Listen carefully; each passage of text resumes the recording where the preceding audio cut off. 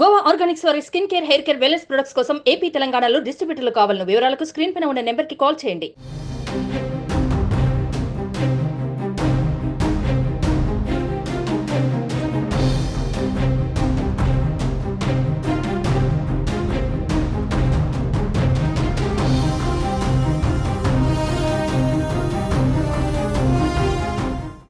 ఏపీలో అనూహ్యంగా voting percentage అయితే పెరుగుతున్నట్లుగా మనకు తెలుస్తోంది. ఓటింగ్ పర్సెంటేజ్ పెరిగితే ఇక్కడ ఎవరికి లాభం అనేది కూడా మనం ఆలోచించాల్సిన అంశం. ఇటు వైసీపీకి లాభం చేకూరుస్తుందా, లేకపోతే కూటమికి లాభం చేకూరుస్తుందా అనేది కూడా చూడాల్సిన అంశం. దీంతో పాటుగా ఈసారి మహిళలు అలాగే వృద్ధుల పర్సెంటేజ్ కూడా ఓటింగ్ పర్సెంటేజ్ పెరుగుతున్నట్లుగా మనకి కనిపిస్తోంది. ఈసారి అందరూ కూడా దీంతో పాటుగా యువత ఓటింగ్ కూడా పెరుగుతున్నట్లుగా మనకి తెలుస్తోంది. ఎండని కూడా లెక్క చేయకుండా ఏపీలో అయితే అందరూ తమ ఓటు హక్కును వినియోగించుకుంటున్నారు. ఈసారి ఓటర్ నాడి పట్టడం కూడా కష్టంగా అక్కడ ఏపీలో మనకి కనిపిస్తుంది. దీని మీద మనతో పాటు అనాలిసిస్ చేయడానికి మనతో పాటు మా కొలీగ్ తిరుమల్ ఉన్నారు మరింత సమాచారాన్ని అందించడానికి. తిరుమల్, మనమైతే ఏపీలో చూస్తున్నాం అనూహ్యంగా అయితే పర్సెంటేజ్ పెరుగుతున్నట్లుగా మనకి కనిపిస్తుంది. అసలు ఈ పర్సెంటేజ్ పెరగడానికి రీజన్ ఏంటంటారు? జానకి, గతంతో పోలిస్తే 2014లో ఆంధ్రప్రదేశ్ ఉమ్మడి ఆంధ్రప్రదేశ్ విభజన జరిగిన తర్వాత జరిగిన మొదటి ఎన్నికల్లో కూడా 2014లో కూడా కూటమినే, ఇప్పుడున్న ఏ కూటమి అయితే ఇప్పుడు 2024లో వైసీపీతో పోటీ చేస్తుందో అదే కూటమి 2014లో కూడా సేమ్ ఇదే తరహాలో పోటీ జరిగింది. అప్పుడు 78.7% ఓటింగ్ నమోదైంది. 78%, 7% ఓటింగ్ నమోదైంది. సీట్ల దగ్గరకు వచ్చేసరికి కూటమికి 106 సీట్లు వచ్చాయి, వైసీపీకి 67 సీట్లు వచ్చాయి. కట్ చేస్తే మళ్ళీ 2019లో జరిగిన ఎన్నికల్లో కూడా ఓటింగ్ పర్సంటేజ్ పెద్దగా మారలేదు, పెద్దగా మారినట్టుగా కనిపించలేదు. 2019లో 79.74% ఓటింగ్ పర్సంటేజ్ నమోదైంది. కాకపోతే సీట్లలో భారీ తేడా కనిపించింది. వైసీపీకి అనూహ్యంగా భారీ మెజార్టీ వచ్చింది. 151 సీట్లతో వైసీపీ గతంలో ఎన్నడూ లేని మెజార్టీతో చరిత్ర సృష్టించింది. అట్ ది సేమ్ టైం అప్పుడు అధికారంలో ఉన్న తెలుగుదేశం పార్టీ 23 సీట్లకు పడిపోయింది. జనసేనకు ఒకటే సీట్ వచ్చింది. కట్ చేస్తే 2024కు వచ్చేసరికి ఈసారి ఓటింగ్ పర్సంటేజ్ మనం చూస్తున్నాం గ్రాడ్యువల్ గా ఇప్పటికి దాదాపు 60% చేరువలో ఉంది. గతంలో ఎప్పుడూ లేని విధంగా ఈసారి ఓటింగ్ శాతం నమోదవుతున్నట్టు తెలుస్తుంది. పెరుగుతున్న ఓటింగ్ ఎవరికి లాభాన్ని చేకూరుస్తుంది అన్నది ఇప్పుడు ఆసక్తికరంగా మారుతుంది. ఇది రాజకీయ విశ్లేషణలో కూడా అందని స్థితిలో కనిపిస్తున్నట్టు తెలుస్తుంది. ఒక విషయాన్ని, ఈసారి ఓటింగ్ పెరగడానికి కొన్ని కారణాలు మనం ప్రధానంగా చర్చించడం. మొట్టమొదటి ఏంటిదంటే ఎలక్షన్ కమిషన్ ఓటర్లలో చైతన్యాన్ని రగిలించడంలో సక్సెస్ అయిందని చెప్పొచ్చు. రెండోది వచ్చేసి ఆంధ్రప్రదేశ్, ఇప్పుడు ఏదైతే విభజిత ఆంధ్రప్రదేశ్ ఉందో ఆంధ్రప్రదేశ్లో ప్రత్యేక రాజకీయ పరిస్థితులు ఏర్పడ్డాయి. ఆంధ్రప్రదేశ్ ఎన్నికలపైన 2 సంవత్సరాల నుంచి చర్చలు జరుగుతున్నాయి. ఆంధ్రప్రదేశ్లో వైఎస్ జగన్మోహన్ రెడ్డి గెలుస్తారా, లేకపోతే చంద్రబాబు నాయుడు ముఖ్యమంత్రి అవుతాడా అనే ఛాలెంజ్లు దాదాపు 2-3 ఏళ్ళుగా నడుస్తున్నాయి. దీంతోపాటు ఓటర్లలో కావచ్చు, ముఖ్యంగా మీరు అన్నారు ముందుకు, యువత ఓటు చాలా ఎక్కువగా కనిపిస్తుంది. ఈసారి దాదాపు 1 కోటి మంది యువత ఈసారి కొత్తగా, అంటే యూత్ ఓవరాల్గా పాత ఓట్లతో కలుపుకున్న 1 కోటి మంది యువత ఈసారి ఓటింగ్లో పాల్గొన్నట్టుగా తెలుస్తుంది. మనం క్యూ లైన్లో చాలా స్పష్టంగా చూస్తున్నాం, ఎక్కువగా యూత్, మహిళలు కనిపిస్తున్నారు. ప్రతి పోలింగ్ బూత్లో కూడా జనం నిలుచొని ఓపిక్గా ఓటేసి వెళ్తున్నారు. గతంతో పోలిస్తే ఘర్షణలు కూడా చాలా తక్కువ కనిపిస్తున్నాయి. మీరు అంటే ఆంధ్రప్రదేశ్లో ఎలక్షన్స్ అంటే చాలా ఏం ఆలోచిస్తామంటే పల్నాడు, రాయలసీమ ప్రాంతాల్లో భారీ ఎత్తున ఘర్షణలు జరుగుతాయని ఆలోచిస్తాం. కాకపోతే ఈసారి ఘర్షణల వాతావరణం, కొన్ని చోట్ల కొట్టుకున్నారు, మామూలుగా యథావిధిగా కొన్ని చోట్ల సమస్యాత్మకమైన ప్రాంతాల్లో సమస్యలు కనిపించాయి. కాకపోతే గతంతో పోలిస్తే కొంచెం తక్కువగా కనిపిస్తున్నాయి. ఇదంతా చూస్తుంటే ఓటరు మాత్రం ఇప్పటికే డిసైడ్ అయినట్టుగా తెలుస్తుంది, ఎవరిని గెలిపించాలి, ఎవరిని ఓడించాలని చెప్పేసి. అయితే ఈ ఓటింగ్ పెరుగుతున్నది. ఈసారి ఒక అంచనా ప్రకారం ఎలక్షన్ కమిషన్ కూడా ఒక అంచనా వేస్తుంది. ఎలక్షన్ కమిషన్ నుంచి మనకు అందుతున్న ఇన్పుట్స్ ప్రకారం 80% దాటొచ్చు మొత్తం ఓటింగ్ పర్సంటేజ్ అని చెప్తున్నారు. ఒకవేళ 80% దాటితే ఎవరికి లాభంగా ఉండదు. లాస్ట్ టైం కంటే కూడా ఈసారి పర్సంటేజ్ అయితే పెరుగుతుంది, చాలా స్పష్టంగా కనిపిస్తుంది. ఎందుకంటే 2014లో చూస్తే 1% పెరిగింది. 2015కి 14లో 78.7% ఉంటే 2019లో 79.74% వచ్చింది. ఈసారి 80కి చేరే అవకాశం చాలా స్పష్టంగా ఉంది. 80 పైనే ఓటింగ్ పర్సంటేజ్ నమోదయ్యే అవకాశం ఉంది. పూర్తి వివరాలు వచ్చేసరికి రాత్రి 7-8 అయ్యొచ్చు కొన్ని చోట్ల. ఎందుకంటే పోలింగ్ కేంద్రాలను చూస్తుంటే జనం క్యూల్లో కనిపిస్తున్నారు కాబట్టి ఖచ్చితంగా స్లోగా ఈవినింగ్ లేట్ నైట్ వరకు పోలింగ్ జరిగే అవకాశాలు అయితే చాలా స్పష్టంగా కనిపిస్తుంది. కాకపోతే పెరుగుతున్న ఓటింగ్ ఎవరికి లాభాన్ని చేకూరుస్తుంది అనేది ఆసక్తికరంగా ఉంది. సాధారణంగా ఒక అంచనా ఉంటుంది మొదటి నుంచి కూడా, ఓటింగ్ పర్సంటేజ్ పెరిగింది అంటే ఇది ప్రభుత్వం మీద వ్యతిరేకత అని చెప్తారు. ఎక్కువ సార్లు ప్రభుత్వం మీద వ్యతిరేకత ఉన్నప్పుడు, ప్రజలు ఆ ప్రభుత్వాన్ని వద్దనుకున్నప్పుడు ఓటు స్వచ్ఛందంగా ముందుకు వచ్చి ఓటు వేసి వెళ్తారు. అదే ప్రభుత్వంతో సంతృప్తిగా ఉన్నప్పుడు, ఆ ప్రభుత్వం నుంచి పథకాలు అందుతున్నప్పుడు, ఆ ప్రభుత్వం నుంచి సాటిస్ఫాక్షన్ ఉన్నప్పుడు ఓటు వేయడానికి పెద్దగా ఆసక్తి చూపరు, మార్పు కోరుకోడు అప్పుడు ఓటరు. కానీ ఈసారి ఆంధ్రప్రదేశ్లో మాత్రం చాలా స్పష్టమైన భిన్నమైన అంశాలు కనిపిస్తున్నాయి. కొన్ని చోట్ల అంటే పెరిగిన ఓటింగ్ కూడా ప్రభుత్వానికి అనుకూలం అనే చర్చ కూడా కొంతవరకు నడుస్తుంది. అంటే ప్రభుత్వ వ్యతిరేకత ప్రభావం చూపించిందా పెరగడానికి, ఓటింగ్ పెరగడానికి ప్రభుత్వ అనుకూలత ప్రభావం చూపించింది అనేది ఆసక్తికరంగానే ఉందని చెప్పాలి. ఇప్పుడు అంటే ఓటర్ నాడి ఇక్కడ మారిపోతుందని అనుకోవచ్చు. అంటే ఓటర్ నాడిని ఎప్పుడైనా మనం పట్టుకోలేము.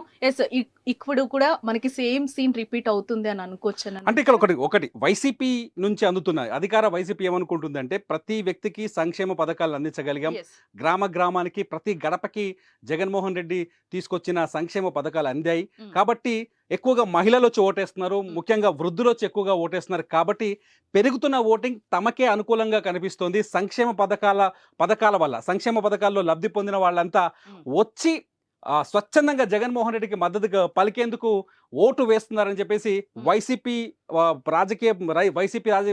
వైపు మాట్లాడే రాజకీయ విశ్లేషకులు కావచ్చు, వైసీపీ నాయకులు కావచ్చు, వైసీపీ అంచనా వేస్తుంది. కానీ కూటమి దీనికి క్వైట్ ఆపోజిట్గా ఆలోచిస్తుంది. కూటమి నాయకులు కానీ కూటమి తరఫున మాట్లాడే రాజకీయ విశ్లేషకులు కానీ ఏం చెప్తున్నారంటే పెరుగుతున్న ఓటు ప్రభుత్వ వ్యతిరేక ఓటు, ప్రభుత్వం పైన వ్యతిరేకత ఉంది కాబట్టి ఓటింగ్ పెరుగుతోంది.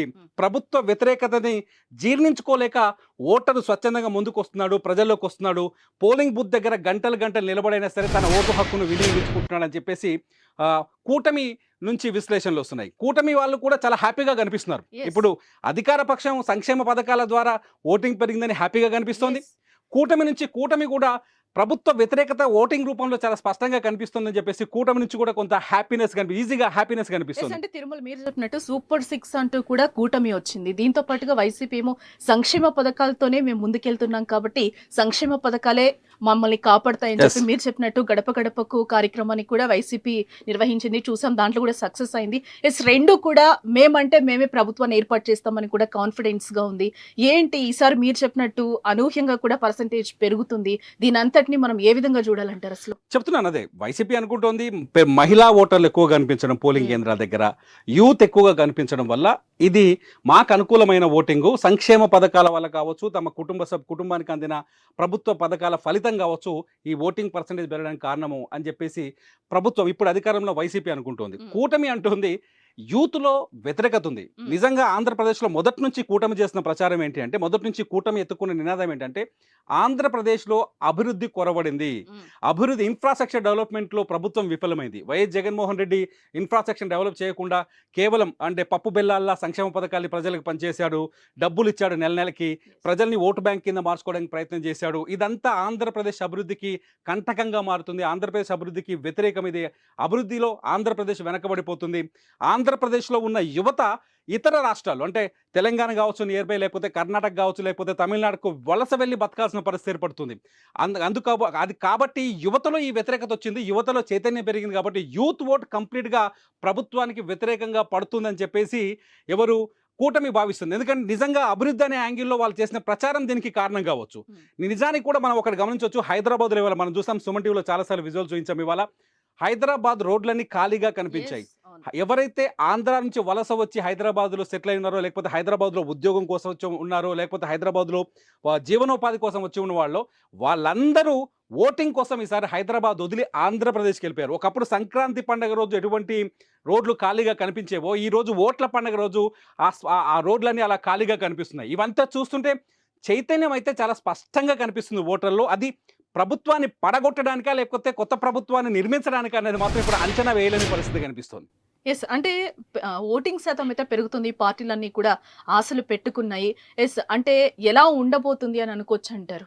నిజానికి ఓటర్ కవ్విస్తున్నాడు, రాజకీయ పార్టీని నవ్విస్తున్నాడు, సస్పెన్స్ లో పెడుతున్నాడు.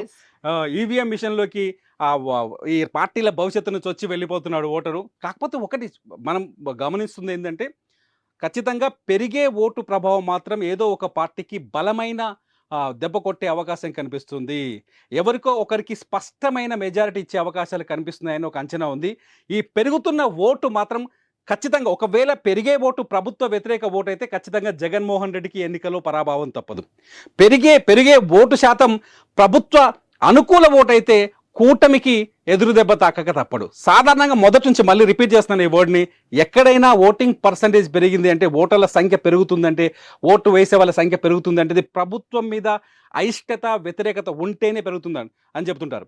కానీ ఇక్కడ ప్రభుత్వాన్ని కాపాడుకోవడానికే ఇక్కడ ఓటింగ్ పర్సంటేజ్ పెరుగుతుందని వైసీపీ కూడా చెప్తుంది. ఎందుకంటే ఓటర్లను తరలించడంలో కూటమి పార్టీలు ఎటువంటి చర్యలు తీసుకున్నాయో అంటే బస్సులు పెట్టడం, లేకపోతే గ్రామాల నుంచి ఫోన్లు చేసి ఖచ్చితంగా ఓటింగ్కి హాజరు కావాలని ఫోన్లు చేయడం, లేకపోతే నీకు ప్రభుత్వ పథకాలు అందవు, ఓటింగ్లో పాల్గొనకపోతే కొన్ని చోట్ల బెదిరింపులకు పాల్పడడం కూడా జరిగినాయి. కొన్ని సందర్భాలు మనకు కనిపిస్తున్నాయి. ఈ పార్టీ వాళ్ళు చేశారు, ఆ పార్టీ వాళ్ళు చేశారు, ఎవరు అని స్పష్టంగా ఒకరిపైన కాదు. సో ఇవన్నీ చూస్తుంటే ఎవరి ఓటు బ్యాంక్ని వాళ్ళు తెచ్చుకొని ఓటింగ్ చేసే ప్రయత్నం చేసినట్టు కనిపిస్తుంది. తమ ఓటర్లని ఖచ్చితంగా తీసుకొచ్చుకొని ఓట్లు వేయించుకునే ప్రయత్నం క్యాండిడేట్ స్పష్టంగా చేసినట్టుగా తెలుస్తోంది. ఓటు వేయడానికి పార్టీలు కూడా ప్రోత్సాహకరమైన వాతావరణాన్ని సృష్టించినట్టుగా తెలుస్తోంది. కొన్ని చోట్ల చూసాం వృద్ధులు, లేకపోతే కొందరు విశాఖ జిల్లాలో మనం ఒక కావడిలో ఒక వృద్ధురాల్ని మోసుకొచ్చి మరి ఓటు వేయించారు. ఆ విజువల్స్ మనం చూసాం. ఇవన్నీ చూస్తుంటే ప్రభుత్వంలో ఉన్న వైసీపీ కూడా ఓటింగ్ పర్సంటేజ్ పెంచడానికి ప్రయత్నించిందేమో అనిపిస్తోంది. ఎట్ ది సేమ్ టైం కూటమి కూడా ఓటింగ్ పర్సంటేజ్ని పెంచడం వల్ల ప్రభుత్వ వ్యతిరేక ఓటు పెరుగుతుందని అంచనా వేస్తున్నట్టుగా తెలుస్తోంది. మొత్తంగా మాత్రం ఇప్పటికి అందుతున్న సమాచారం ప్రకారం 80% నమోదవుతుందని ఒక అంచనా వస్తుంది. చూద్దాం పెరిగే ఓటింగ్ ఎవరికి లాభాన్ని చేకూరుస్తుందో, ఎవరికి కన్నీలను మిగులుస్తుందో. చూసాం కదా, ఇప్పటివరకు అయితే 80% అయితే పర్సంటేజ్ నమోదవుతుంది అనేది కూడా ఇప్పటివరకు ఉన్న సమాచారాన్ని బట్టి తెలుస్తుంది. చూద్దాం ఎవరి వైపు ఈ ఓటమి పర్సంటేజ్ పెరుగుతుంది అనేది కూడా చూడాల్సిన అంశం. సుమన్ టీవీలో మీ పర్సనల్ అండ్ బిజినెస్ ప్రమోషన్స్ కోసం కింది నెంబర్కి కాంటాక్ట్ చేయండి.